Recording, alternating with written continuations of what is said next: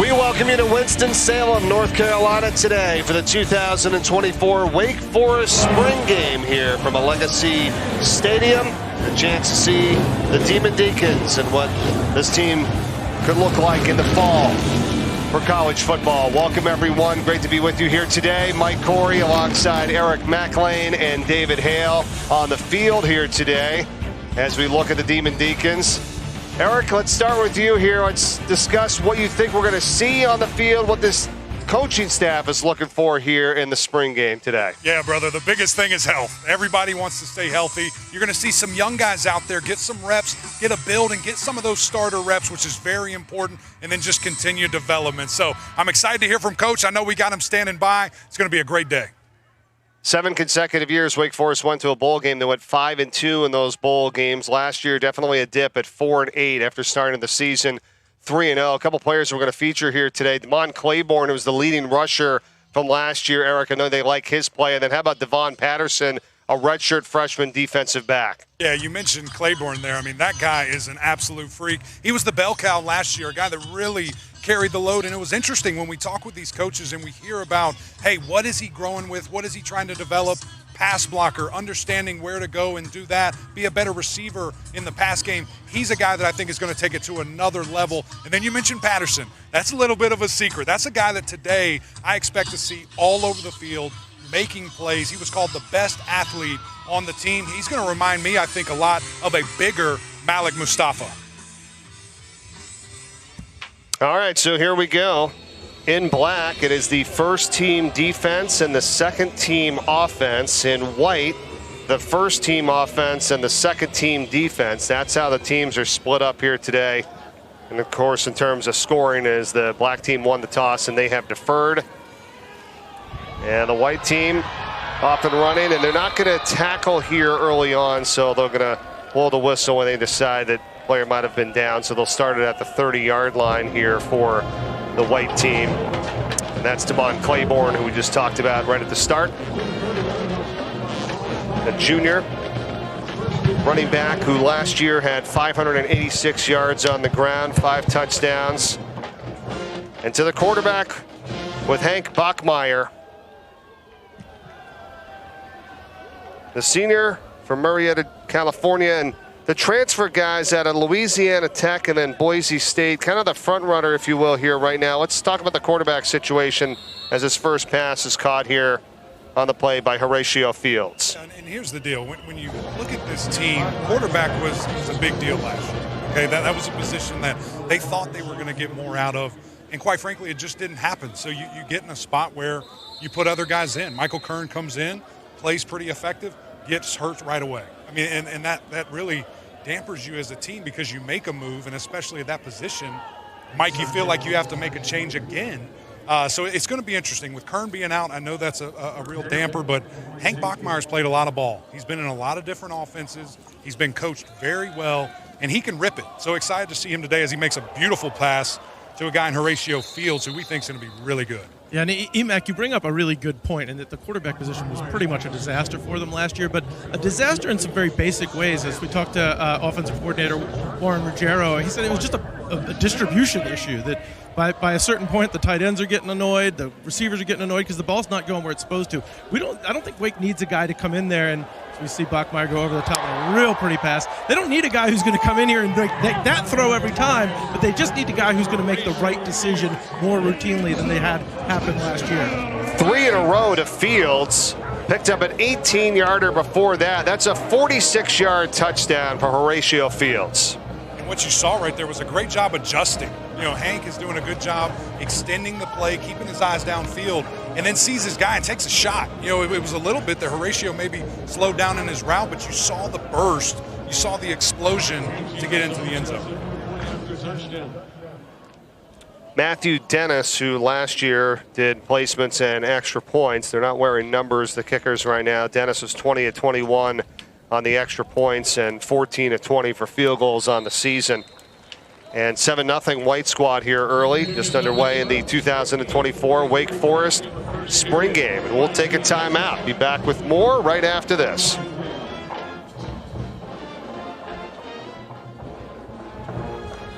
Welcome back to Winston-Salem. 7-0, the white squad on top here of the black in the 2024 Wake Forest spring game. Coming up in his 11th season for Dave Clawson, head coach of the Deacons. The black squad has it here now from the 25-yard line. Mike Corey with Eric McLean and David Hale. Let's go back to that last touchdown. It was Horatio Fields, guys. He had 3 catches on that drive, 69 yards, and a big touchdown from Bachmeier. Yeah, and this is what you want to see. A guy emerge in a spring game. He had a massive game last year. I think he had like 11 catches, but he's such a big target. And that's what Wake Forest has really been known for, wide receiver development and utilization of these big basketball-type players.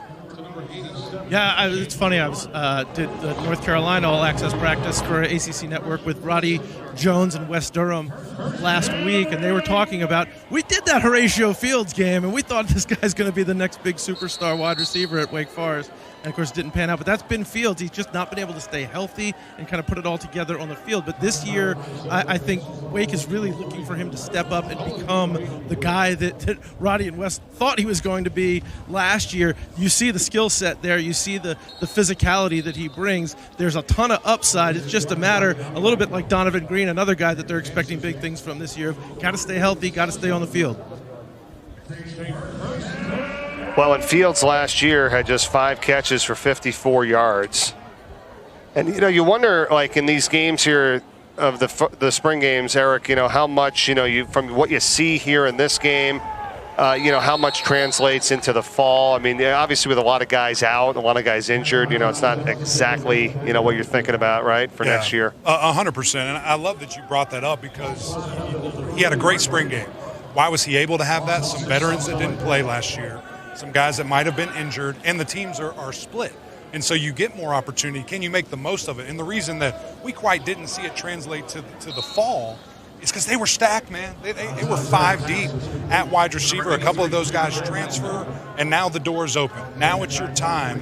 Can you make the most of it? The quarterback here is Tyler Mizell right now for Wake Forest is black team, as the pass was caught. Now he's going to the sideline, and this one is incomplete. Previous catch by Jeremiah Melvin. This time he was looking for Ian Versteeg, and it's going to be 4th down here, 4th and 10, and the black squad will punt this one away. 7-0 white. White team has first team offense, second team defense. The black team is the first team defense and the second team offense here today.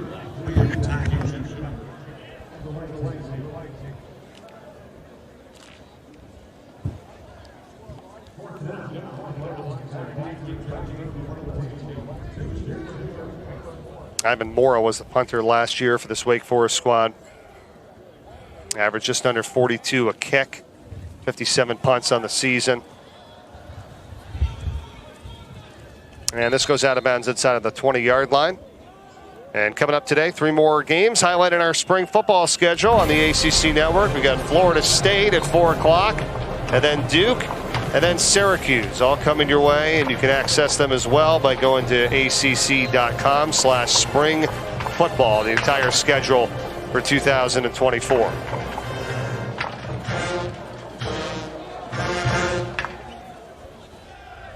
White squad back on offense, and Hank Bachmeier, the quarterback, number 9 for Dave Clawson's group here, leading 7-0 through a touchdown pass to Horatio Fields to get things started in this game today. Eric, I'm curious your take on this. You watched Bachmeier. He had a really good first drive. Obviously, this is a guy who's got a bunch of snaps under his belt, both at Boise State and Louisiana Tech. But the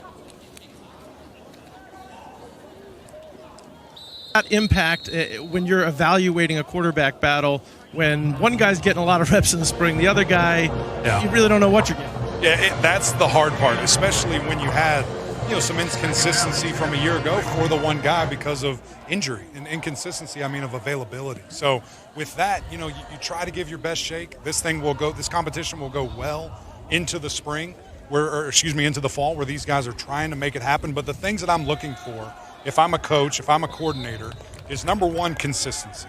Do you come every single day and bring it? Can you lead this team? Can you be the face of our team? The second thing is decision making. Are you turning the ball over? Are you putting the ball in jeopardy? Not getting it out quick, taking sacks, something that we saw early and often last year.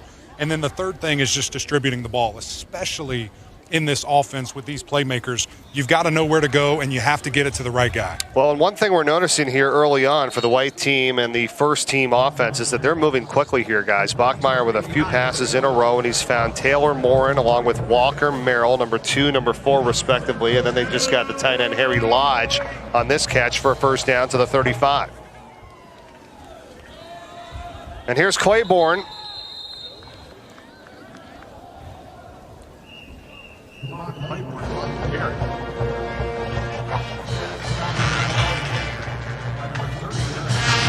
Second down and 11 here for the white squad. First team offense against second team defense, 7-0. It's under 5 minutes to go in this first quarter. Bachmeier on the rollout here. Let's see where they blow it dead at about the 41-yard line, so they'll give them about 7 yards on that play. And you know what's interesting, Mike, on that play is, first of all, I love that he just made the decision to take off. But what you saw there is I love to anticipate the throw. Taylor Morin is an older guy. You can throw that when he's not quite looking because guess what? He's expecting the football. But what you're seeing is trust developing. These guys have to continue to work together. They haven't been together that long. And he gets to him the very next play. And that, to your earlier point, Emac, that if you're going to have one quarterback gone for the spring, I mean, obviously you don't want that, but it's probably better to have it be Kern, who you do at least, you've seen him for years now. You kind of have an idea of what he's capable with. Building that rapport for Hank Bachmeier right now in a short time period after coming in from Louisiana Tech, I think he probably needs these reps much more than Michael Kern did. Kern's a senior out of Orlando, Florida, and you talked about him, number 15 at quarterback for this Wake Forest team that's injured, unable to play here today. And Eric, how about in terms of the spring, for the fans to understand how many more, as you say, reps that you're getting in the practices? How much is that? What does that translate to, in this time period? Yeah, I mean, it's huge, man, especially because of the way Wake Forest practices now. I was reading an article, and our guy, was talking to Vontae Gordon about how we practice so much faster now. Like, we're getting different reps. Guys are going in and able to soak it all in. He said, I wish I had that when I was a younger player, and think how much better he could be. And he's exceptional. He's an all-ACC caliber guy. But now that really is open for people to come in and to make things happen. And quite frankly, that's what you want, right? You want competition. You want guys stepping up and making plays. And that's what we've seen so far today from this white offense. I'm really glad you brought this up, Emac, because this is one of the things I talked specifically with Dave Clawson about, is that especially in this age of the transfer portal, guys, if they're not getting playing time, but particularly practice time with the ones and feeling like they're being given a legit opportunity, they're out the door. So one of the things that Dave Clawson has been very strategic about doing this spring is they've broken up the squad, so they're running basically 2 separate practices at the same time to ensure that as many guys as possible are getting work. And a lot of that is about giving reps to the young guys, the freshmen, the redshirt freshmen, the guys who have not been out on the field a whole lot before, keeping them happy, because a happy guy is a guy who doesn't go walking towards that portal. Punt time here for the white team. And into the end zone for the touchback. And now I'm with you guys. I mean, the times have changed, as we know. And trying to keep guys here, it's certainly a challenge, that's for sure. 3 minutes and 16 seconds to go in the first quarter. A timeout. We're back with more of the 2024 Wake Forest spring game after this. Back in Winston-Salem, 7-0. The white team over the black team right here in the 2024 Wake Forest spring game. 3 minutes and 16 seconds to play in the first quarter. Mike Corey, Eric McLean, and David Hale both on the field with you here today. New quarterback in for the black squad. And baby, catch all the way down the sideline. It's Jeremy Hecklinski, who is the quarterback, and Jaden Gerard is going to take it to the house for the touchdown. Oh, my God. They are very, very high on this freshman, Jeremy Hecklinski, and you just saw right there why. I asked Dave Clawson, you've started freshmen before, John Walford, Sam Hartman. Might you do that again? And he said, well, we didn't win a ton of games when those guys were starting. I think the ideal is not to see him so much this year, but boy, he keeps making throws like that. That may be a tougher decision than you think. Well, here's the deal. It's going to be tough, to go against a Clemson and NC State, because I doubt they're busting on cover 2, covering the corner route there. Great recognition, though, Hale, to get it to your guy. You got to know who's running what. And the sophomore Jaden Gerard from Seffner, Florida, with the touchdown catch and taking it the distance. And we are tied at 7 here. Well, we wanted to talk about the running backs initially, guys, and then we just got off track there pretty quick in a hurry. Seen a whole lot of running plays. Yeah, who wants to do that, man? It's all about the quarterback. How about the receivers so far that we've seen here today with Taylor Morin, who's number 2. Walker Merrill has got a ball as well, number 4. Then this catch by number 87, Jaden Gerard, the sophomore. Yeah, it's what Wake Forest does, right? I mean, they develop talent. They identify it in high school. Guys might be 2, 3 stars, whatever, but by the time they leave, man, they're 4 and 5 stars. And these guys are exceptional. Again, I wish that we could see Donovan Green today. I hope we get to talk to him at some point, because Coach thinks he's the best they've ever had. And when he's healthy and he's on the field, I think that's really evident. I think of the Clemson game, David, a couple of years ago, where he was just going nuts. And then just who's the next guy up? Who's the next guy up to fill that kind of void of these basketball-type player receivers? Yeah, when you look back at just the long history, Sage Surratt, Greg Dortch, Ja'Cory Robinson, I mean, they have churned out guys, and some of those guys, of course, Dortch and Perry have turned into nice little NFL careers so far, too. So it is, to your point, the scouting has been excellent in finding these sort of diamonds in the rough on the recruiting trail, and then the development on those guys. I mean, A.T. Perry is probably one of those guys that was as raw as they get when they arrived at Wake Forest, and then he turns into a superstar. And again, the raw talent is one thing. As you noted, Donovan Green has got an absolute ton of it, and so if he's healthy, when you look with Walker Merrill, with perhaps Horatio Fields this year, they look to be very deep at that position again. Pass over the middle is incomplete, looking that time for Fields. And we saw a few runs prior to that from Claiborne, who is obviously going to be the featured back this year, guys, as we do talk running back. So, he had 586 yards of rushing offense last year. It's a team that was 94th in the nation with just over 130 yards of offense on the ground per game. Justice Ellison is off to Indiana. He was the number 2 rusher. Then what about Tate Carney, who's injured and is not available, so we won't see him here today either? Yeah, I think at the end of the day, with a great catch there by Merrill, my gosh.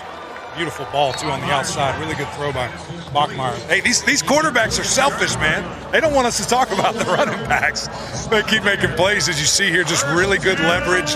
Great job keeping that red line, as I like to call it, on the sideline. And then the quarterback to put it where only his receiver can catch it. That's just brilliant. But to go back to the running backs, man, especially Claiborne, he's a guy that I think can take it another step, which I think he's already an ACC caliber guy. But you get him more involved in the receiving game, the kick return game, he's a weapon, okay? You want him to have touches and the things that he can do for your offense. The key is that alleviated by good quarterback play. Yeah, and Eric, I think we've seen Wake Forest that has run basically a split backfield for the last few years. That's one of the reasons that Kenneth Walker left to Michigan State when he did, was he wanted to sort of be the bell cow guy.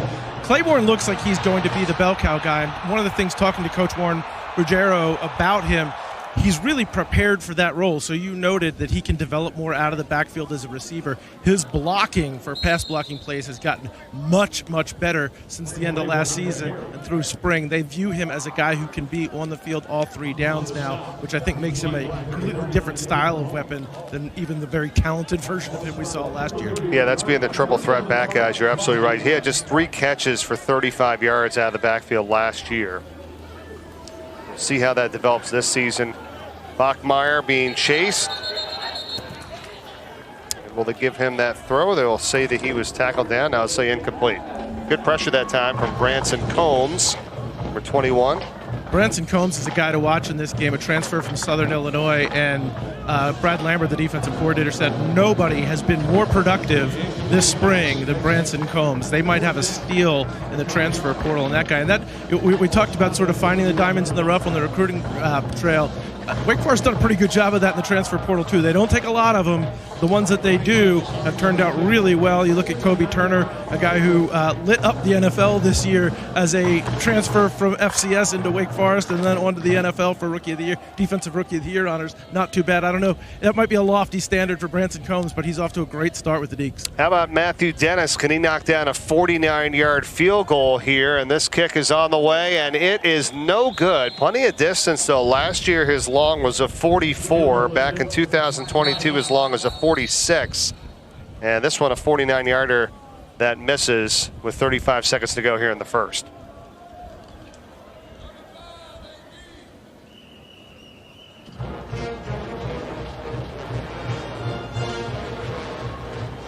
Artie Mack, up your alley, offensive line here. Come on, baby. Yeah. I've been waiting for it. What took us Talk to us. 9 minutes to get here? Burying the lead. Yeah. No, I love it, man. I mean, listen. You got to be honest with yourself, and particularly, at the left tackle position last year, they just struggled. They didn't get what they're used to, and they've been, blessed and highly favored to have a guy like Zach Tom just be a dominant force there for so long for them and be so consistent. This year, they feel much better. Again, you swing a guy over in Gordon, who big-time guy, all-ACC caliber guy, has been named all-ACC, academic all-ACC, and he's a big dude. I mean, 6'5", 310 pounds. He takes up a lot of space. He has sweet feet, really good with his hands, and going to be an instant improvement there. It's the pieces around.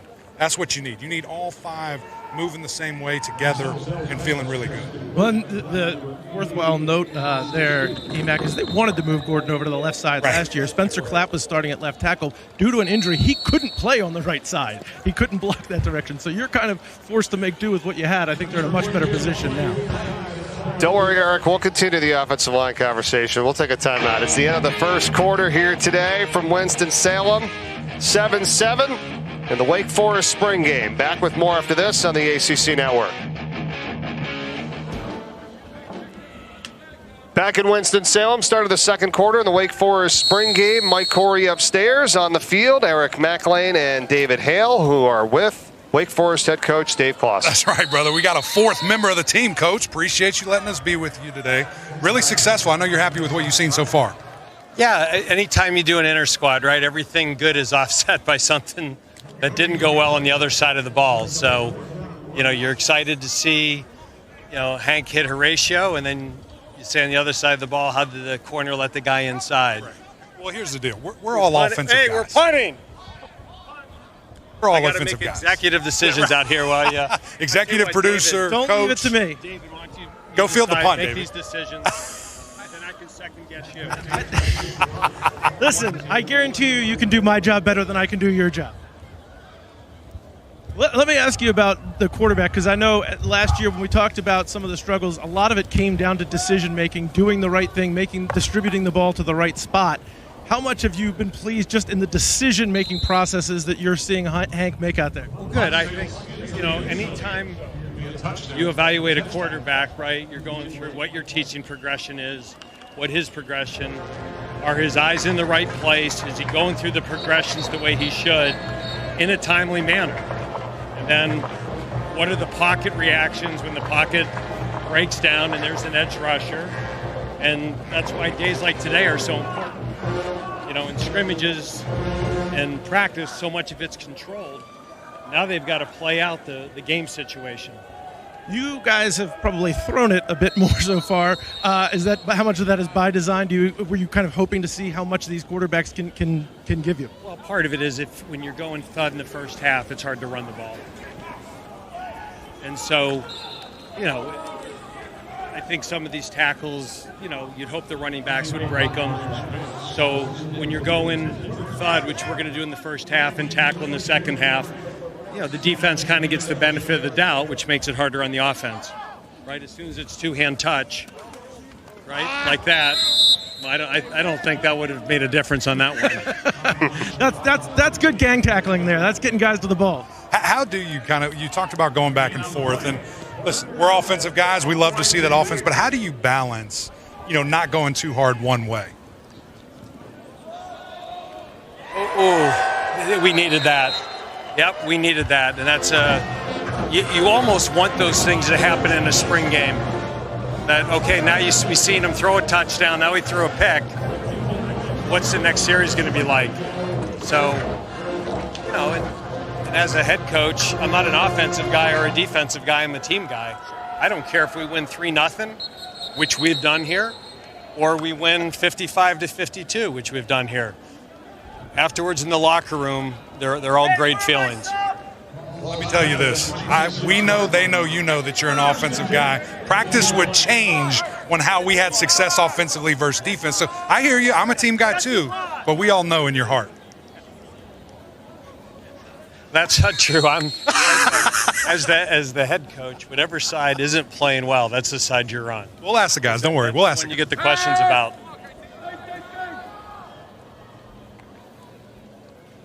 We saw that first touchdown that goes to Horatio Fields, and that's a guy who's had a couple of really good spring games over the years that hasn't translated necessarily into the regular season for myriad different reasons. What can that guy add to your offense this year? A lot. He's had a very consistent camp.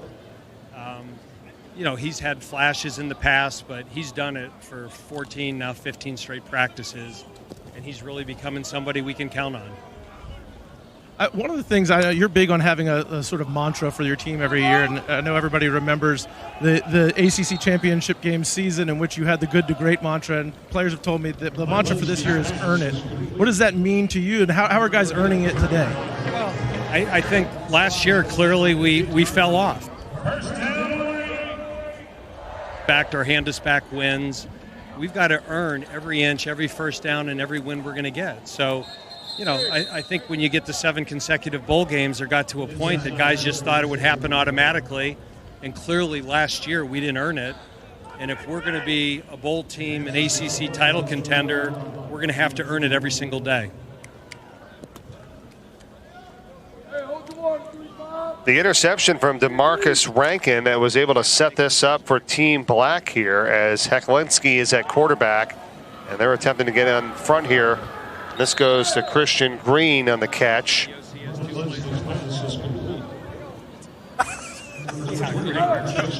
got to make a decision. I say go for it every time. Two plays. I want him to have 2 plays, Coach. Let's go on the offense.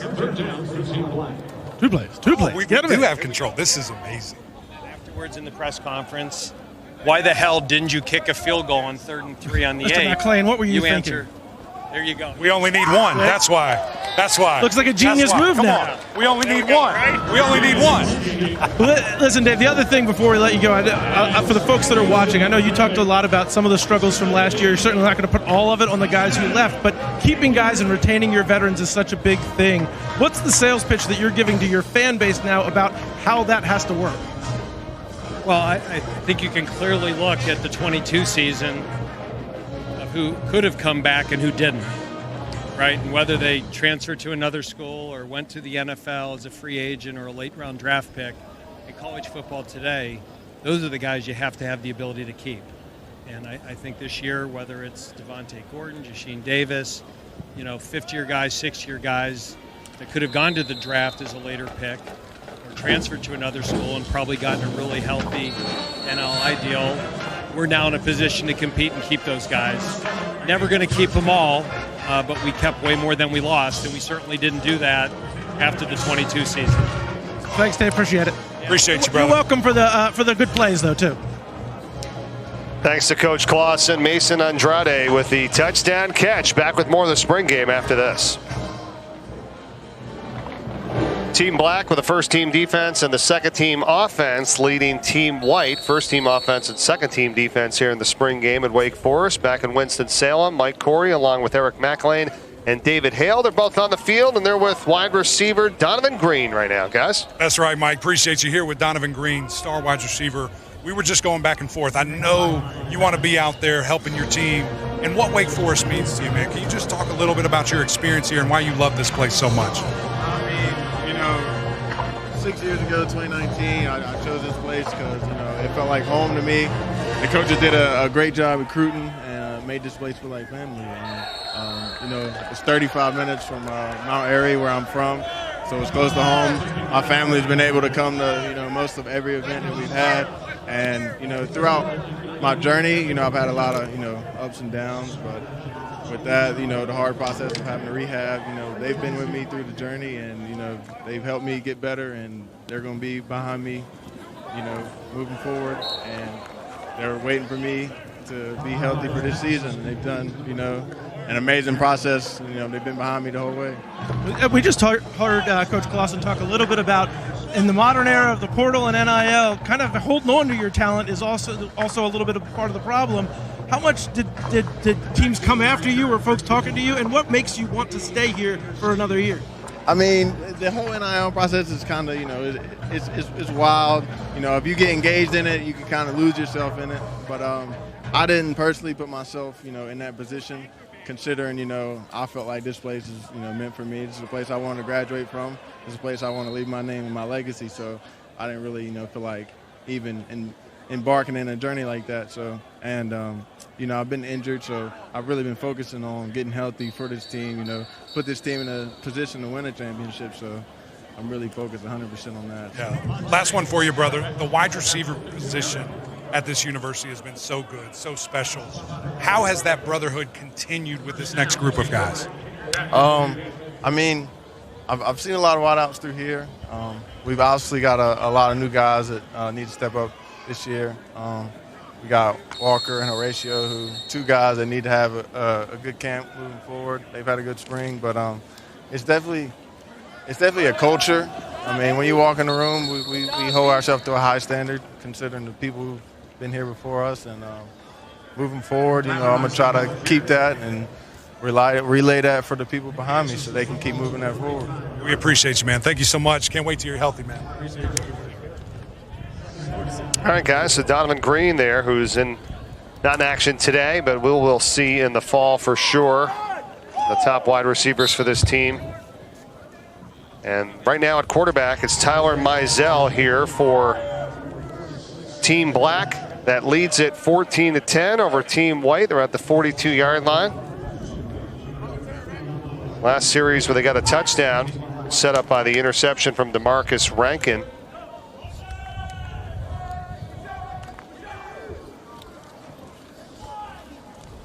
And on the ground, Mason Andrade, who was the one that caught that touchdown pass. And, guys, when you heard Green there a moment ago just talk about this, and I know it's always up for discussion whether it's better to stay somewhere, to go somewhere.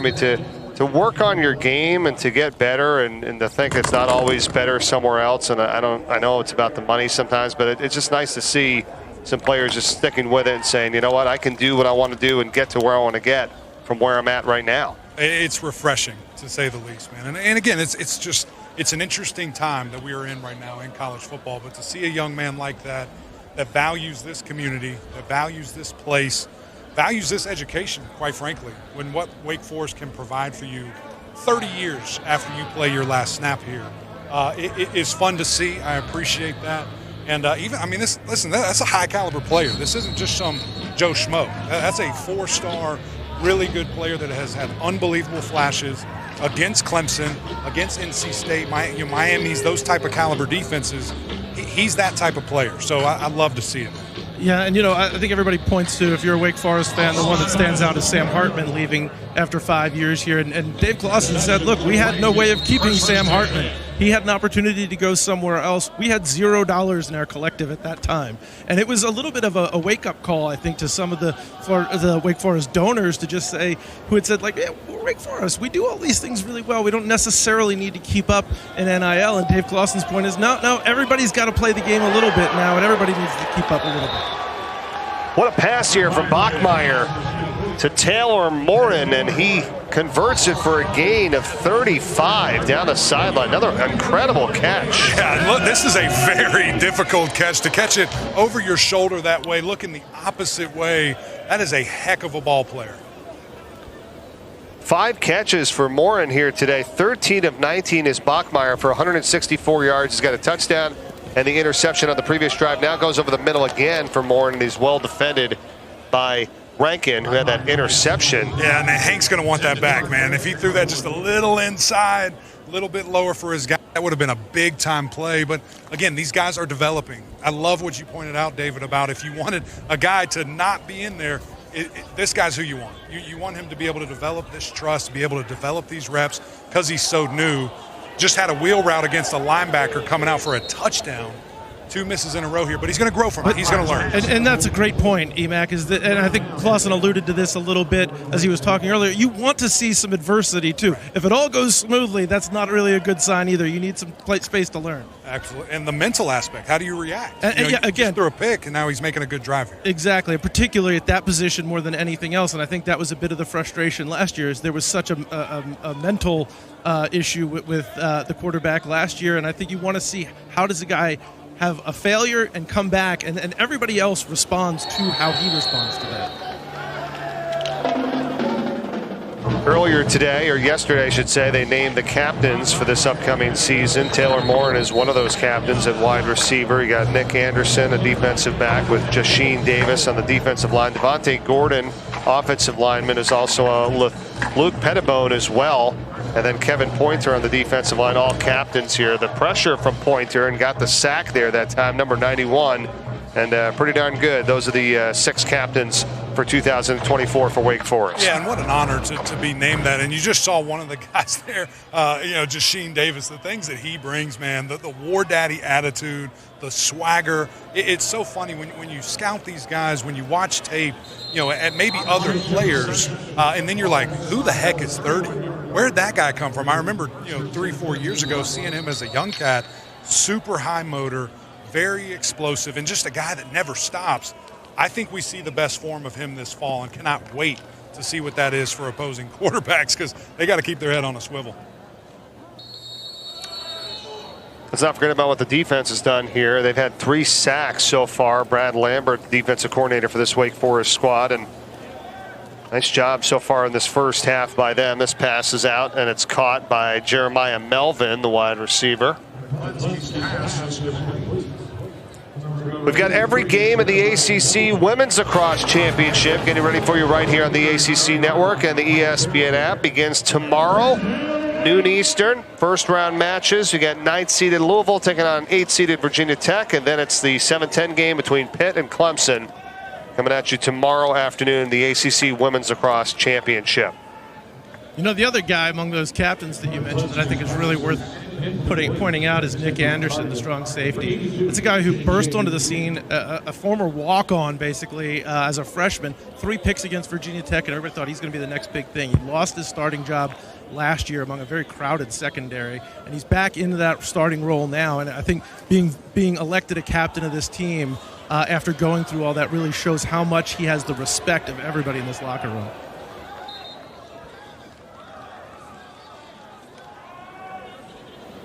Under 3 minutes to go here in this first half. At quarterback there is Hecklinski, Jeremy Hecklinski, who has played pretty well here in this game so far. He's 5 for 8 right now passing, 124 yards and 2 touchdowns. And I believe 2 of those are throwaways and others a drop. I mean, this guy's playing at a really high level. Loves how he's seeing the game right now. See if he can convert on this big 3rd down, and he does. Yep, nice catch inside the 40-yard line again, and it's picked up again by Melvin. Melvin might be the guy, Mike. He might be the guy in a couple years. You talk about that basketball body, 6'5", shout out Fayetteville, the 910. This is a guy that, man, if he can fill out, it says he's 188. Man, you get him to close to 200 pounds, look out. Who's he look a little bit like, Evac? Got a little A.T. Perry. Little A.T. Perry, little throw it off the backboard windmill dunk. Tomorrow it's an ACC softball doubleheader right here on the ACC Network. Syracuse taking on Pittsburgh, and then Clemson and Notre Dame, 4 and 6 o'clock Eastern respectively. Tomorrow right here on the ACC Network, and of course on the ESPN app. As we welcome you back to Winston-Salem, North Carolina, Tyler Walton, the redshirt freshman defensive lineman, was injured during the last play. Needed a little bit of help off the field, kind of walking gingerly to the sideline. And Eric, we've seen this game obviously in all college football being toned down dramatically over the years, because like you said, injuries, we're not even tackling here in the first half. We will start tackling in the second half. Want to get your take on that. Yeah, you got to protect your guys. At the end of the day, it's a glorified practice. You got a lot of time.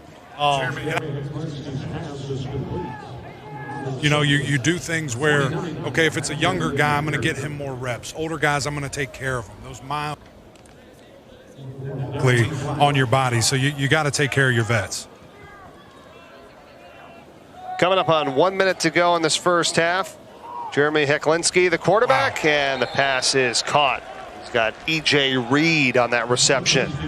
Just a casual 4th down conversion dot. Man, I love what we're seeing from this young cat, man. He's got great eyes. You see his head moving, going through his progressions. That means he understands the game, understands what we're trying to do, and he's been distributing the ball very well. And you talk about, look, it's a glorified practice. It is to some extent.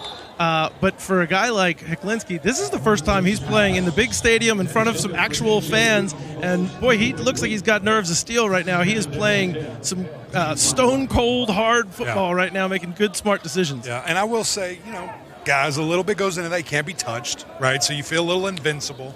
But he's getting the ball out quick. I do like the snap that we see from him, throwing the football, decision-makings, take off and run.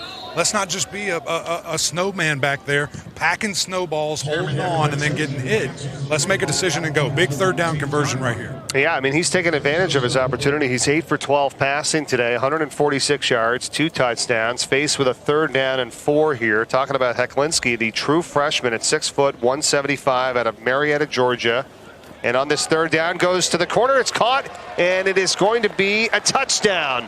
And he's got Ian Versteeg on the catch for 6.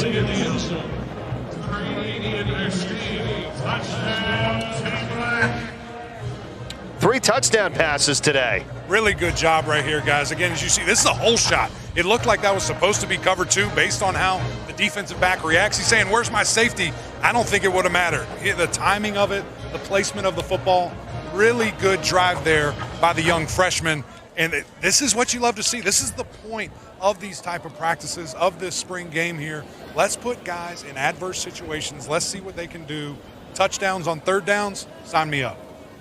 Well, if you feel good about Michael Kern, and Hank Bachmeier's looked pretty solid, and then you got this kid, maybe all those concerns about quarterback were a bit overblown. I mean, what a 180 from a year ago based on this. Again, this is practice. I understand it, but you get excited. When you have a guy that can distribute the ball, get it out quick, you start to feel a little better about yourself. And we should say, this time last year, Wake Forest was ready to name Mitch Griffiths the starter because they had no reason to assume he was not going to be very good. Going into week 1 of the season, they had no reason to assume he wasn't going to be very good. So some of this, hey, it's good to get excited about a freshman. That's what March and April are for. I think if you even talk to Coach Ruggiero, they don't want to make any sort of snap decisions right now. A lot will go into this decision-making process that's likely to go well into August. Well, like you guys are saying, too, understanding who's out there and injuries and whatnot, but still, that's the second-team offense right now, and this team black going up against the first-team defense, okay? And Hecklinski, the true freshman quarterback, has thrown 3 touchdown passes to 3 different receivers, and, you're going to take that, so absolutely. Clock winding down here in the first half. And Team Black's going to take a 21-7 lead into the locker room here with our short halftime, and we'll be back to talk much more about this Wake Forest squad. You're watching the 2024 Wake Forest spring game from Winston-Salem, North Carolina here as Hecklinski, the true freshman quarterback, throwing for 3 TD passes today here. As this group coming out for the fans to see what it's going to look like this fall, at least some of it anyway. Treated to 4 touchdowns in the first half. Team Black 21, Team White 7. Halftime, and we'll be back with more after this here on the ACC Network. They will receive the ball here to start the second half. E.J. Reed is back to return at the 1-yard line. I'm disappointed that Dave Clawson was only eating oranges during halftime. I'd expect he'd have like a Michelin-starred catered meal. Right? What's going on back there? You know what the secret go-to is? Rice Krispie treats. Oh, excellent call. That gets you energized to replicate these highlights that you saw in the first half. Guys, when I'm watching games, I add wet Rice Krispie treats, several of them at halftime, to give me the energy to watch another half of football on TV. Big throws here from Hecklinski in this first half. Jaden Gerard had one down the sideline, a big long catch, 87 for the touchdown you're seeing right here. And he had 3 total in that first half. One of them was set up. It's Andrade who had that catch. And then to the end zone, it was Ian Versteeg that scored for the touchdown. One of them set up from the interception from DeMarcus Rankin, and that was off the hands of Hank Bachmeier. And Mizell's the quarterback, and a good job here defensively by Irbirga. Mateen Irbirga, who was able to make that play, number 99, a defensive lineman. Eric, what'd you see first half so far? Just a lot of guys, a lot of young wide receivers getting involved. we knew about the established guys. We knew about the things that Taylor Morin is going to bring to the program, but an older guy who's going to be a big part of this year, Walker Merrill, looks fantastic. Can Horatio Fields take what he's doing right now, translate it to the fall? We need that. We need that guy to step up. And then some other young guys that, hey, who knows how a season goes? Injuries happen. Guys start playing better. You get your opportunity. That is all started right now. So I love what I've seen from the wide receiver corps. Yeah, and Eric, you bring up an interesting point about this game is so much often these days about the young guys who are getting reps, and you're protecting some of your veterans. But one of the things that Dave Clawson said is when Wake Forest is a young team, they're probably not going to be a very good team. When we're an old team, we feel real good about where we're at. And they are an old team this year. Both of the guys battling for the quarterback job are 60-year guys. They've got 5th and 60-year guys across the O-line. They've got a veteran with a lot of snaps under his belt at running back, as you noticed, or as you talked about earlier. And then those wide receivers, I mean, it's a deep room, but it's also they've got some real established veteran talent in there. Well, it's Melvin again on the catch that time. He's got 5 now for the day. But it's 4th down here for Team Black. And a little bit different format here, Mike, right? We've got a running clock. We're going live. We're tackling to the ground. And you're probably going to see some of those vets that we've been talking about not go back in. So this is a lot of young guys getting some high-quality game speed reps. This is where Eric leaves to go get lunch, too. This is where, as an older player, David, I would be like, Coach, please. Because guess what? We didn't do that back in my day. Dabo owes you some now. He does. And NIL, too. That's right. Nick Regato caught that one, and it's going to be Team White in offense when we return after this.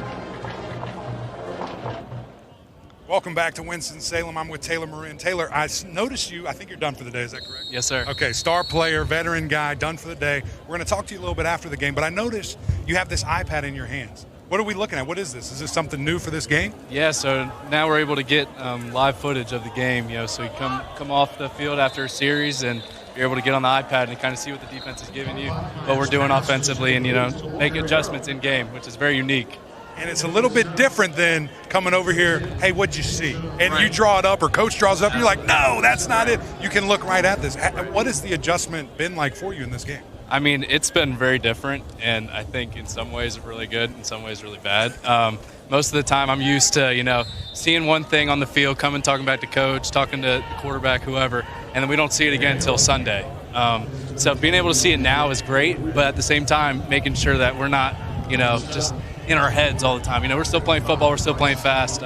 So yeah, it's pros and cons to it. And this hasn't been, deemed legal yet in the fall and things of that nature. But give me a positive. What is something that you could see on here that you would not have the opportunity without this type of technology? At wideout especially, it's important to be able to read leverages, read coverages. So, we're able to see things, what they're doing pre-snap versus post-snap, and that's the big adjustment for us. We do a lot of stuff pre-snap, making checks and things like that. So that's probably the biggest thing is being able to, actually see what it's looking like, not just from my eyeballs on the field, but also, from up top too. So what Coach R and staff are seeing up there.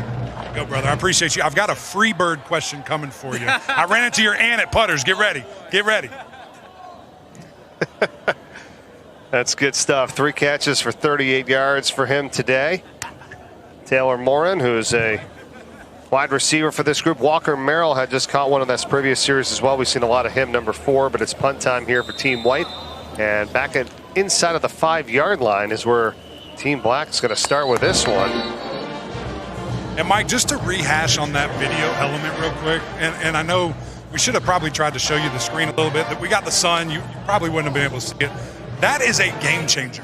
I mean, I could not imagine having the capability to come straight over to the sideline and not have my coach or GA draw up everything wrong or me tell you and I'm wrong.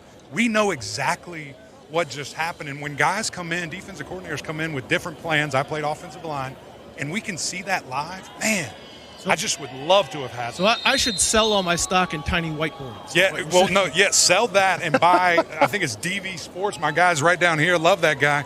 Does a great job. And I just hope it keeps gaining traction and we get this in the game. Let me ask you something else, Emac, because one bit of technology that has been approved for this season is the helmet sets where coaches can talk directly to the quarterback or one designated defender. How do you think that impacts the way that plays are called and offenses and defenses are run? Well, we stopped hearing about Stein stealing, first of all, which is great. I just love writing about it so much. Which is great. And that all went to the NFL anyway, so we don't have to worry about that up in the north. But no, it's going to speed things up. It's going to be really instrumental to see. And quite frankly, it's a little comedic it's taken this long because it's not expensive. And it's something that it's just that little piece of equipment, a little speaker right there in your ear. And I've talked to E.J. Manuel about this. I've talked to other quarterbacks who deal with this thing, and they said, listen, the best, simplistic, be quick. That's key. Don't be in my ears saying, hey, watch the corner. Hey, watch this coverage. I got that. You taught me that Monday through Friday. Let's call the play, give a quick note, and let's get out. Guys, is that like the NFL where it shuts off at a certain point, too, in the play clock? What's that so the fans understand, like, when you can talk to the quarterback like that? Yeah, so my understanding is that they're going to be allowed – it will shut off at a certain point, but there will be an extended period where there will be one designated defender his helmet will be marked, and the quarterback where the coaches can talk to them. Now, I think you're going to see some different conversations between how different coaches want to use it. I mean, we're used to seeing – the big cards on the sideline with like 12 different ridiculous pictures on it. I think you're going to see a lot less of that. And again, to Emac's point, this is a thing that has been discussed ad nauseum for years. The NFL's been using it for years. I think, frankly, a lot of coaches that I've talked to have been scratching their head about what took so long. Reading right here, coach-to-player communication will be shut off with 15 seconds left in the play clock or the snap of the ball, whichever comes first. So that's just something to keep in mind for this upcoming season. So that's interesting, and it's going to be certainly welcomed, like you said, guys, instead of all those different. But we enjoyed some of those signs and some weird logos, right, that you'd see out there by different teams. You got to throw a laptop on there. You got to throw some fun shots at the other team. Now Eric's face is going to be the craziest thing you'll see on a sideline. Hey, the one thing is it is a loss of sponsorship opportunity. Okay, so that's a miss that we had on the sideline there. Team Black here controls it as they lead it 21-7. This catch is made here by Landon Baker. Taking a highlight back here, this last play over the middle of the wide receiver Melvin, who we were talking about a bunch here today. Jeremiah Melvin, a little bit banged up, number 83, after that last pass that he tried to get. See if he's going to be okay. Here comes pressure, going to get a sack. And that's Mateen Iroga on the play, or Ibiraga again on the sack, that time for Team White. Ibiraga, who's been really nice today.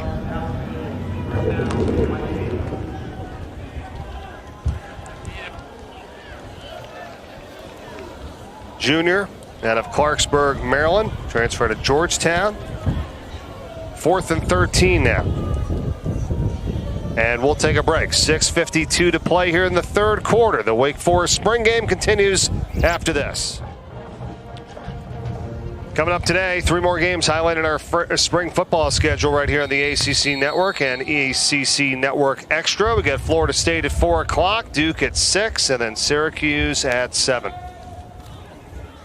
Hank Bachmeier right now at quarterback here once again for Team White. And on the run, gets up to the 39-yard line, picks up 5 yards. So, guys, continuing our conversation about the tablets here, reading the language, teams in all football divisions will have the option of using tablets to view in-game video. Up to 18 tablets will be distributed on the sideline, locker room, coaches' booths to study the game and the feed, as well as camera angles from a team's sideline and end zone. The tablets can be viewed by all team personnel, but cannot connect to other devices, project larger images, or provide data and analytics. AKA, we're in, Mike. We're happening. And, that was a little bit of breaking news here. We've got Keith Lowe, DV Sports, here on the sideline. And he said, hey, we're at the 1-yard line, man. This is happening.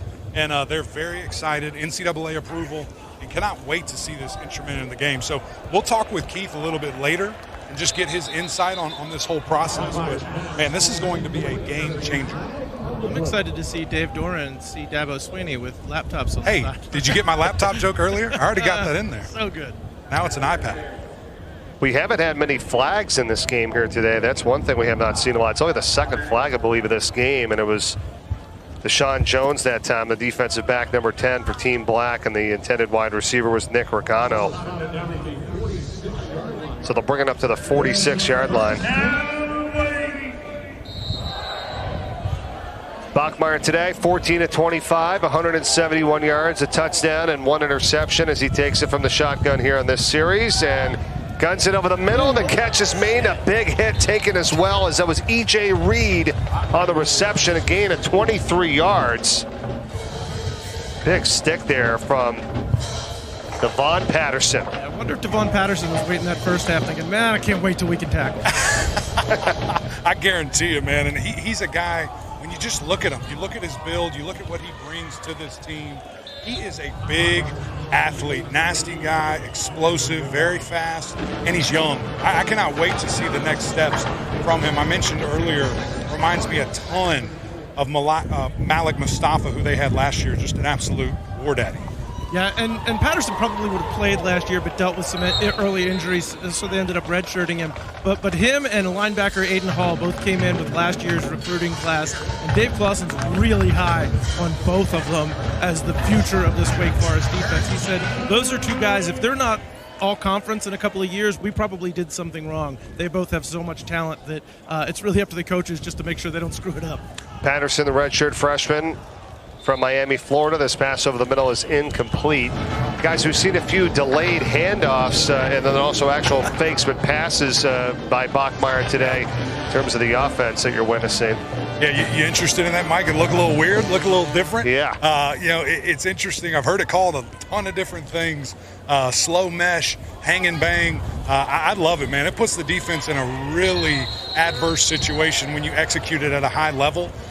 These guys are able to really execute that and make it tough, because at the end of the day, you're trying to force the eyes. You're trying to force bad habits from the linebackers, from the DBs to think, hey, we're running the football right here. Come on up. And as soon as you do, there's an RPO going right behind your head. I think Dave Clawson and Warren Ruggiero get a little upset when their offense gets boiled down to just the slow mesh offense. There's a lot more to what Wake does, but it is such a unique wrinkle compared to what you see from other teams. And when you have a new quarterback like Bachmeier coming into the system, I imagine that's probably one of the parts that's sort of the hardest to adjust to, because it takes some confidence as the quarterback to stand in there as the passer goes around you and wait to make that decision. There's been 4 sacks today by Team Black. We're under 3 minutes to go here in the third quarter. It's 4th and 9. Bachmeier coming off the field. We'll get a field goal attempt here at 37 yards.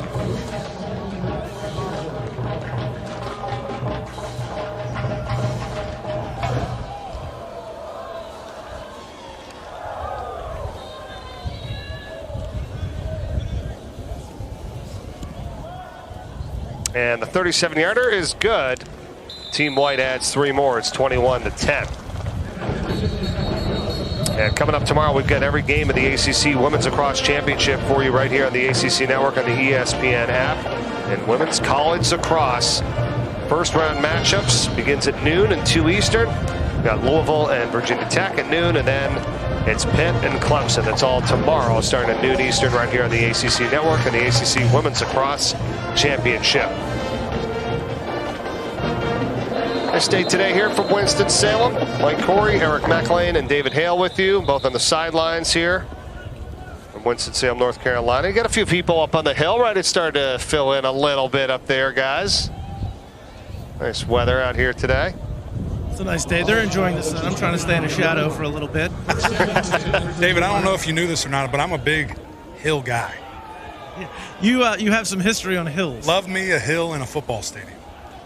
My understanding is you liked going down them more than the other direction. Oh, yeah. No. Yeah, hey, I ain't running no hills. I run down a hill all there he day. goes. And it's more of like a jog. It's not a jog. It's not a sprint. That's a soft jet. That's right.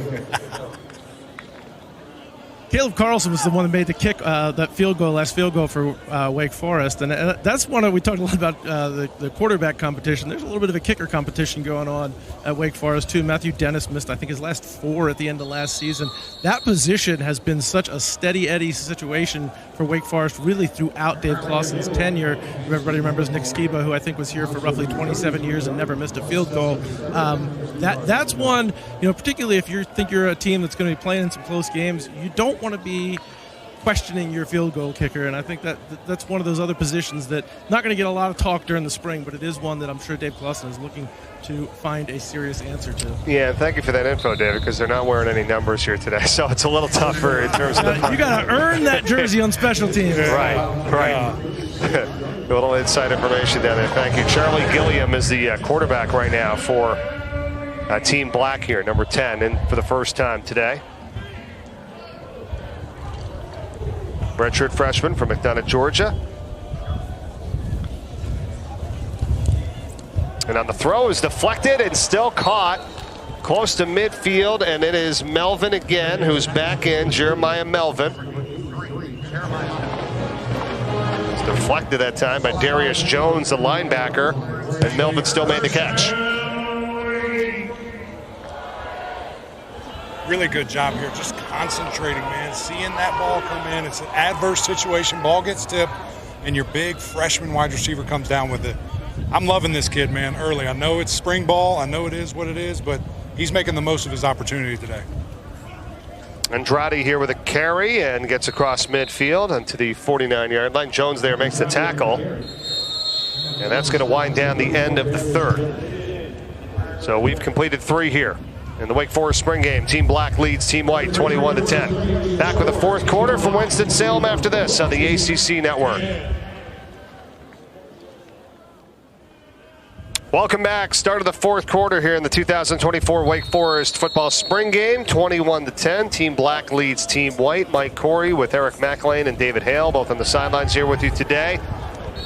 As a second down run by Ryan DuPont. It's going to bring up third down and 8. All right, Mike, you got a DuPont picking up a run. You are in Delaware. I graduated from Delaware. Warren Ruggiero graduated from Delaware. And, of course, the DuPonts, I think, own half of Delaware. The Blue Hens are all over the place in the state of Delaware. Correct here today. You got it.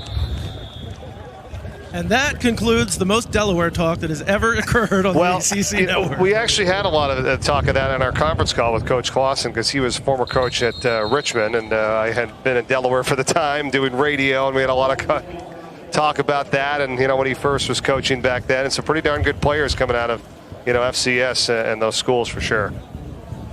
I think it's one of the reasons that Clawson and this staff are so good at identifying developmental talent, because he's found it over the years at every level. I mean, Clawson has won at every level of football, but he's really good at finding those guys who have the skill set and just need a little bit of time and muscle mass to develop.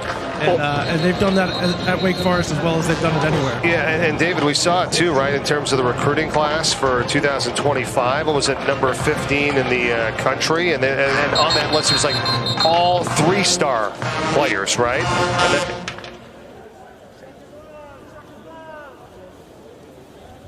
talking about getting that development for talented players for sure, and they've done that so far here. So we'll see what happens in this upcoming season. Just underway here in the fourth quarter. Yeah, Mike, to your point, I mean, there's a whole bunch of 3-stars out there. Right. A lot of schools get them. It's the difference between are you getting the right 3-stars, and so sometimes that does not show up in the recruiting rankings. When you look at Wake, and year after year, they're somewhere probably in the high 40s, 50s, maybe low 60s even. But this is a school that is putting dudes in the NFL, that is they're going to bowl games. That's because they're finding the right 3-star guys. Kalen Carson, Malik Mustafa, and Michael Juergens, cornerback, safety, center, respectively, from last year, and getting ready for the next level. Here's a pass over the middle. It's caught. And it's Wesley Strobel that time, the wide receiver, number 48.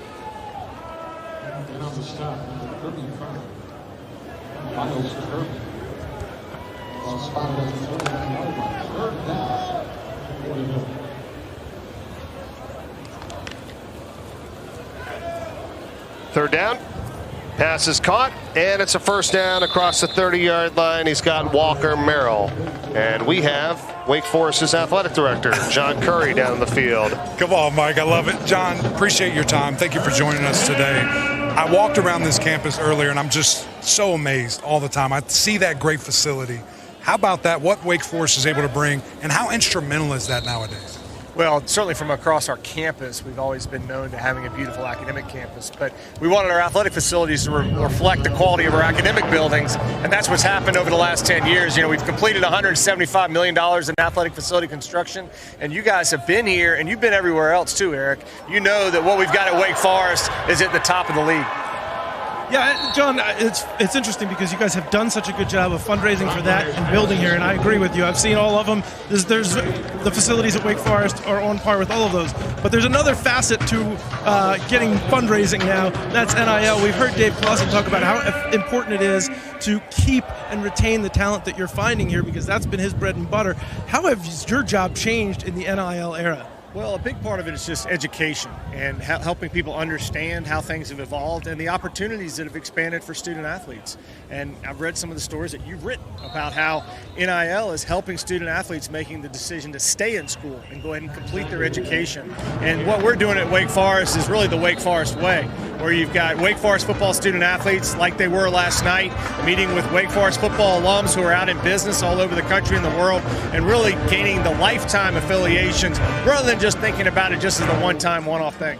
And the interesting thing to me, John, is what you're allowed to do, which some people, and it varies state to state, some people know, so some people don't. Dive in for our listeners here, our viewers. Are you guys able to facilitate deals? Are you able to help these student athletes with deals? What are you allowed and not allowed to do NIL-wise? Well, we have a comprehensive infrastructure at Wake Forest that really we started 3 or 4 years ago. Now, everybody in the country has tried to figure it out. And since July 1, 2021, when the rule changed, there's been a gradual, fits and starts of figuring out what works, what matters, what doesn't matter. And we've all worked to learn from each other's mistakes to figure out the right things. But ultimately, my personal responsibility is really an educational thing, and then to make sure we have the support for our licensing programs, right? So all of our teams, baseball, field hockey, soccer, we have group licenses and sell jerseys and name jerseys. You can buy one at our baseball game tonight of our baseball student athletes. So doing all those things, put that infrastructure in place for student athletes to have those opportunities, and then people to know that just like Wake Forest has risen to the level from an academic prestige, from a facility infrastructure standpoint, we've got the best coaches in the conference across the board. We do NIL too. You talk about education, and as a lot of things are shifting in college football, and we hear it all the time, including certainly around the ACC. What does the future look like? Part of what I think you've been doing lately, and very effectively, is trying to educate that the brand of Wake Forest is better than it's ever been. What has that been about for you? Well, it's not just the brand of Wake Forest. It's really the fact that we are not going to abandon academic primacy as part of the student-athlete experience opportunity at Wake Forest. Our football team has a 100% graduation rate. Our men's basketball team set another record this year with 7 academic all-conference players, including a number who had transferred to Wake Forest from other schools. So that's just going to be one of the things that's different here. I do believe that we've seen around the country. I saw, I can't remember who wrote the article the other day, but talking about, does that matter anymore? And there's some places where the scores and the results indicate that it really doesn't matter. That's not us. We're doubling down on the distinctiveness, but when you choose to come to Wake Forest, whether you're here for a semester, a year, or 6 years, that academic part is going to be a constant the whole time. John, we appreciate you. Thank you for the insight. Always great seeing you, brother. Thanks, I just want to say thank you for reading my articles. I'm glad somebody is. I appreciate that. I didn't know Check that. it out. That's great stuff, guys. John Curry, the athletic director here for Wake Forest. And, you think about it, right, with all this kind of stuff going on, and you heard from him, and he's pretty adamant about it. It's kind of standing your ground, right? You stand your ground on how, Eric, about how great this university is here, and you're like, we're going to figure it out. You're going to get the NIL going a little bit too, but it's not just for football. I mean, you hear him talking about all sports. That's the thing. You talk to the AD, right, and you think, okay, hey, you got a lot to manage here. I mean, it's not easy.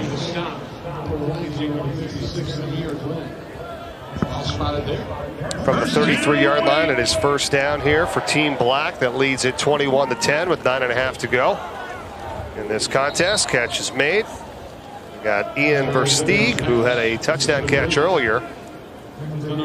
Makes this grab here.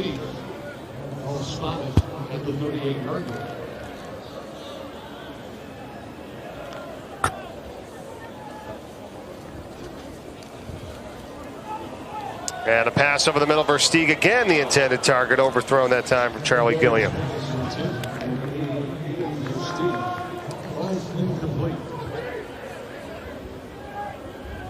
David, talking to John there, the stuff that he discussed about how much they're doing here and how much it's, transitioning for this program, helping them both on and off the field. It's pretty impressive. Yeah, and look, I think one of the things that he alluded to there that is really an important distinction at a place like Wake Forest is that, and this is, in my opinion, one of the things that Dave Clawson has done so well in building the football program, but it extends well beyond that, is embrace who you are, embrace what makes Wake Forest unique. And in this current age that we're in, where unfortunately we're talking about super leagues and what the revenue is for everybody and what realignment's going to look like, and places like Wake Forest that have a relatively small enrollment, that are private schools, they tend to get sort of overlooked. And I think what John Curry is getting at there is like, look, there is a version of college football that we all know and love that is in part about academics, and we're not going to throw that away here just because the rest of the world seems to be moving in another direction. I think that can be a real advantage for them. Interception, Mark Rogowski here, the defensive back, and it was deflected by Kyler Watson. What a great job there, getting your hands on the football, but then a white jersey on defense making a play, baby. Come on, that looks like a wide receiver, maybe a defensive back, maybe a specialist, making plays, making the most of his opportunity. That's super impressive to see that awareness right there. Great job defensively. He gets it back for Team White here that trails it 21-10. We've got just under 8 minutes to go in the game, and they'll have it at Team Black's 42-yard line.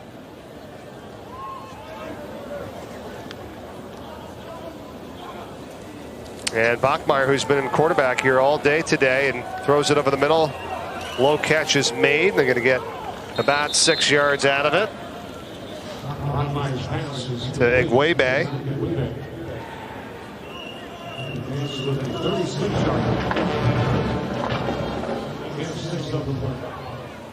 Second down. Bachmeier's pass, incomplete. Looking for E.J. Reed, and good defensive play that time there by Jamari Glasgow, the defensive back. And how about this league here this year, guys, coming up here? Each team's going to play 8 conference games. Each team's got 2 bye weeks, excluding Florida State and Georgia Tech, and then the 3 new schools added with Cal, Stanford, and SMU. Yeah, it's going to be fun times, man. I mean, you got these additions, you got the schedule change, all kinds of different things. It's something that's going to be really unique and something that I just can't wait to see how it unfolds.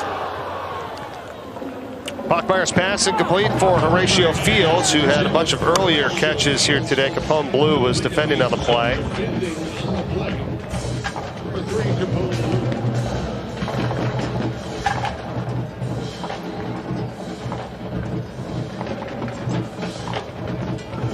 Let's go back downstairs to David and Eric. Yeah, thank you, Mike. Here with Jasheen Davis. Jasheen, I've got to tell this story, brother. 4 years ago, I'm watching tape, and all of a sudden I see 30 blasting off the screen. You have a high motor. You're an athletic guy. Where does all that come from? Why do you play so hard? Man, I just love the game of football, man. I've been playing this since I was 6 years old. So just having an opportunity to just show it at the highest level, it's been a blessing. And I'm just glad to be out here with my teammates and, just have fun with it. Because at the end of the day, it's a grind, it's a process. But at the same time, you just got to have fun with it. So. Speaking of that high motor, you should have seen him sprinting across the field to come talk to us. I was impressed. That's a great A effort there. Jasheen, last year was a good year for you individually, but the team did not put up the win-loss record that I'm sure you were all hoping for. What have you seen this spring that maybe gives you some hope? Things are going to look a lot more like the way we're used to seeing Wake Forest. So, last year, we did come up short a lot of games, but this year the mantra is earn it. So we just got to earn everything we do. Coming back in January, working out in the offseason, we earned everything we did. And I feel like that we took that same mindset in the spring ball. So, like I said, it's just been fun out here, getting better with the guys and stuff like that. And the main thing is to get better every day. So, I brought up your motor. You have a great skill set with your hands, great footwork. What is the best part of your game in your opinion? What do you love to do? When you see it, a different look, you're like, okay, it's game time. Well, like I said, I just love the game of football. So just being out there in general, this is my playground. So I got 2 hours. It's just, whatever going on in the outside world, just shut that out and just take it all out on the field. So to be honest, I like to just, get better every day, like I said, and no matter who I face, at the same time, we all got to get better. So my mindset is just, to dominate. And by dominating, you just got to stay consistent and just read your keys. So what does that look like for you? I mean, to talk about getting better, is that getting stronger, faster, identifying different things? For you to take another step, what would that look like? Well, like I said, just getting in the film room, at this level, everybody's good, everybody's fast, everybody's strong. But just to get that one step ahead, it's just getting in the film room, it's just reading your keys. Like I said, I feel like that, everybody has tendencies. And when you pick up on those tendencies, then I feel like that you expose them in a way. So, I just feel like that. Yeah, you got to get stronger, got to get faster. And, I embrace the process, man. So, like I said, just get in the film room. That's something that I've been trying to do a lot more and stuff like that, just get in the film room, because at the end of the day, I got to be a student of the game. So. Well, talking about the guys who are getting better, this defensive line is a bunch of guys who have already churned out some good performances over the last few years. A veteran group. How has that affected the locker room? What does it mean for you and the position group in general? Are you sort of taking on a leadership role within that defense? Yes, sir. So I was blessed to be in the position to be a captain for this year's team. So I'm thankful for my teammates. Congratulations, by the way. Congratulations. Well, yes, sir. So I feel like that the games are won and lost in the trenches, and being that we're veterans and stuff like that, we have to. The team's going to rely on us to make plays and stuff like that, establish the line of scrimmage. Because at the end of the day, like I said, the game is won in the trenches. So just being able to just get better with my teammates and stuff like that, and we have fun out there. So that's the only thing that we can do. Jasheen, we appreciate your time coming to a backfield near you. Bad man, number 30. Appreciate you, buddy.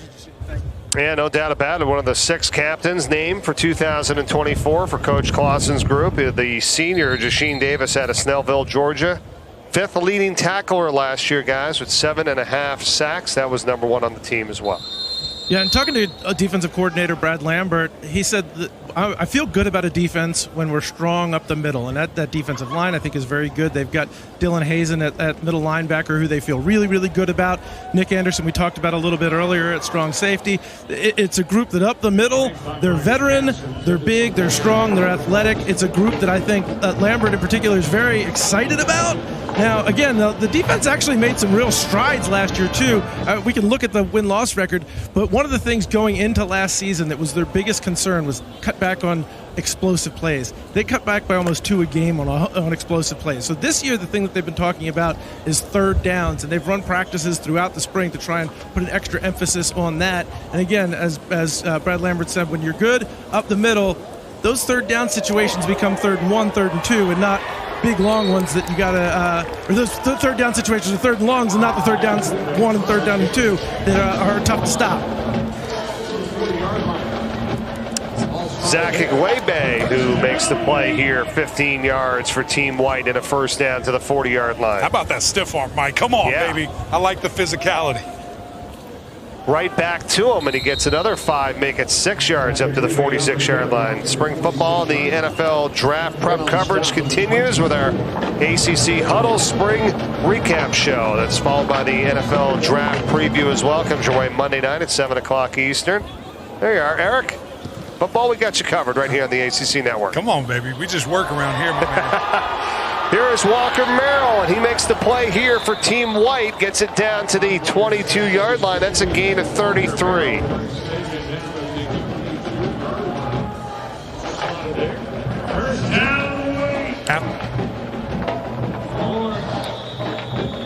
So Hank Bachmeier here in company with a late drive, down by 11.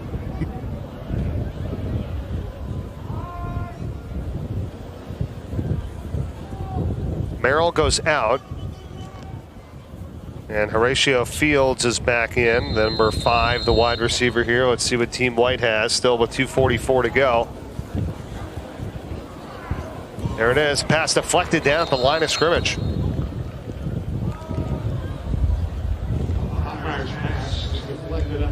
All right, guys, quarterback-wise, Bachmeier, 23 of 38 today, 303 yards, a touchdown, and an interception. He's played the whole game.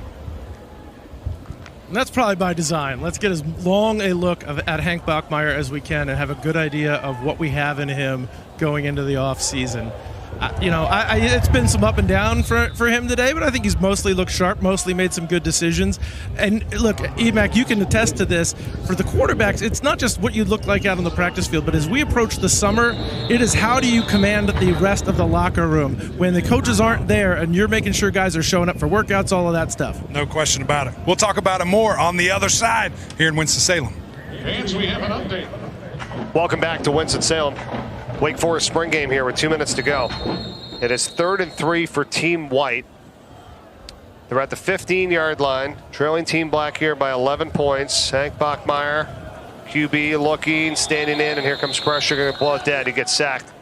And it's going to be B.J. Williams this time, 43 for Team Black coming in to make the play. It's going to be a loss of about 6 yards, and it'll be 4th down, and here comes the field goal unit. Also new this year for this upcoming season for college football, the 2-minute warning, which you all know, of course, the NFL does, and now it's going to be in college football. 2 minutes at the end of the first half, and of course in the fourth quarter, and that's going to affect your timeout calls, right, in late half and game situations, guys. So that's a new one coming up this year. Adds a little strategy there, and just going back to that play, I mean, you do not want to take a sack in this situation. 3rd down, we've got points. Obviously, you're not out of field goal range, but you want to protect the ball first. Don't take a sack, and let's get it going. And now we've got a delay of game penalty, but they're letting it roll. Maybe a quick draw there. But I'd love to see a quicker decision, out of your quarterback. Get that ball out. Let's get it moving, convert. And that was Matthew Dennis. I am the kicker extraordinaire expert in here, but a good one to see him get one through. All right, let's talk the schedule here for Wake Forest, guys, coming up this fall. We're taking a look at it right now. You guys got your notes down there. What are you seeing, and what's standing out to you on this? Hey, Mike, TV Ledger. magic, first of all. Don't let people know we have notes down here, man. We're geniuses. Yeah. You're not supposed to tell anybody that. You got to memorize it. I'm not supposed to be this ill-informed with notes. David loves the notes. I think the interesting thing you pointed out, Stanford Cal back-to-back. Yeah, there's two. That one is an interesting one because you're going to get some real unknown matchups there. Of course, but look, you got Ole Miss on the schedule. I think Dave Clawson would have said, "What do we need to do that for?" But really, to me, October 5th, October 12th, at NC State, and then versus Clemson. I mean, if you're serious about competing for an ACC championship this year, that's your season right there. You got to look good in at least one of those two games. There's no question. The fact that those games are back-to-back, a trip to NC State, and then, of course, playing Clemson right after that, that's usually two of the best defenses in the ACC. So there's going to be a lot of rebuilding for NC State. Anytime Coach Tony Gibson's a part of a defense, I feel good about it. And then you've got the Clemson Tiger defense right after that, who I think is going to be up there in the top of the country with all the guys they have coming back. A real test for Wake Forest. When we were talking about this before the game, this feels like the most wide open the top of the league has been in a long time. I think you can make some really strong cases for a number of teams. And Wake Forest certainly, I mean, if they get better quarterback play, can be in that conversation as well. No question about it. No question about it. Well, both of you guys have been talking about the potential quarterback of the future here with Jeremy Heklinski, who has played really well here today. Number 12, he's got 3 touchdown passes.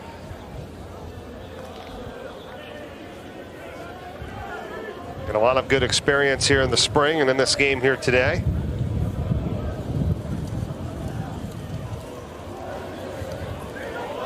And gets rid of this one. And Mike, a lot of people might be, flustered or upset by that. That's a great play. Get the ball out. It was what you were just talking about, right? Exactly. Yeah. Let's not go backwards. Save it. Don't make a bad decision. Turn it over. Now we have 3rd and long. We've got a lead here. Don't forget about that. This score does matter. So you might see him be a little conservative. I'd love to see him try to convert, though. And this is part of a designed 2-minute drill for Wake Forest. I think obviously a very good opportunity to get to see how the quarterback handles high-stress situation. And right here is perfect. So you got to stop. 4th down. The white team is getting the ball back. Down 8 here. What do you do? And this is perfect. Like you script a little bit, but for it to end this way, this is awesome. This is what you get to see, and hopefully we see a little tempo, high execution.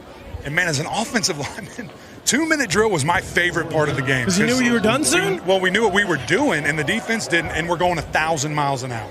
We're trying to go fast. We're in 2-point stances. We're looking around, and we're executing quickly. And they're just going to go after it here on 4th down and 10 as Heklinski rolling. Flag is thrown in the backfield, and the pass is caught And would be a first down up to the 48-yard line. It would be Christian Green on the catch, but I believe this is going to be coming back here.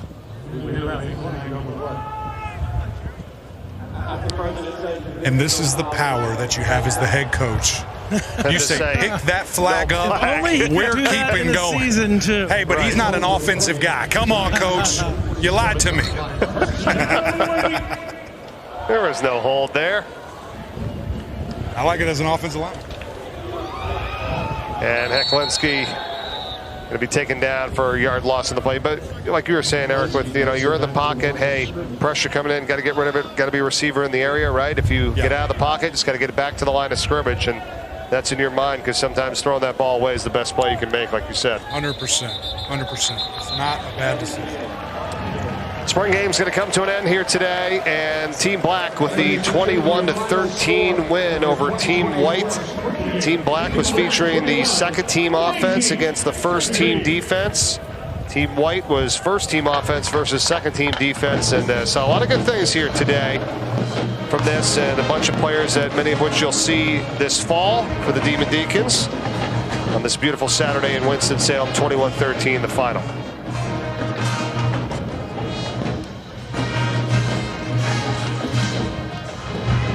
Eric, what did you like the most here today from what you saw? Well, first and foremost, hopefully everybody was healthy. Okay, I know we have a couple guys banged up, but I think they went back in. And again, just developing game reps, man. Live game reps, get excited, get it going. It looks like Coach is ready for us. He is. He's with David. All right, Dave. Well, listen, spring games are what they are. What do you take away from this? Well, I'm glad we have 4.5 months before we play a game. I think we've had a productive spring. When you get out here in a game atmosphere and things are a little bit more fluid, you see certain things show up, and we got 4.5 months to get a couple of things corrected, but I think we're overall I'm pleased from where we started to where we are now. I'm also glad we don't have a game this week. When the quarterback situation is, of course, the one that everybody was talking about. What does the summer mean in that quarterback battle? You come away from this, you had a decent enough day from Hank Bachmeier, but obviously you want to see how they lead. Yeah, I think the next, for any college football program, what these guys do now that they have all this time on their own, and we're not going to name a starter until we have to. We don't have to until we have a game, so we've got 4.5 months. I know both those guys will put in the work. I thought Jeremy had a nice day. Tyler Mizell had a really good spring, and we'll let it play out. And last year, we ended up in the Pitt game playing our third quarterback and found a way to win that game. So, you can't eliminate anybody at this point. When Eric makes fun of you for being an offensive guy, but you actually got to see some really nice plays from the defense coming down the stretch here. Is anybody that stood out to you among these younger guys that you say, I think this guy might be able to help us? Yeah, there's a bunch of guys that stood out, and a lot of young players that have gotten better. I don't necessarily want to say one or two because I'll leave somebody out, and the way the portal works now, you don't want to draw attention to your better players. So the balance of saying we love you, but also not that much. But we don't necessarily want some other team's collective contacting them in the next 10 days. So that's a balance. We're happy with what we have. We have good players. They got better, and I'll leave it at that. So as you shift attention from the end of the spring to moving forward, what are the biggest priorities for you? Well, we got to get healthy. We had a lot of guys like Donovan Green, Micah Mays, Deuce Alexander out on offense. We had some guys out on defense. And, you want to come to fall camp with a full squad and then allow those guys to gel, get stronger, get in good shape. And it'll go quickly. It always does. All right, well, we look forward to seeing you out there in September. Thanks so much, Dave. Thanks. All right, Coach Clawson, thank you, and thanks to Wake Forest here. And a great day today. And the spring game is over from Winston-Salem. 21-13. Team Black beat Team White here today. That's going to do it for us. Thanks to our producer, Stas Hall, our director, Anthony Giassi, and for David Hale, Eric McLean, Mike Corey, saying so long from Winston-Salem and Wake Forest. You've been watching the 2024 Wake Forest football spring game. So long here on this Saturday. Have a great weekend.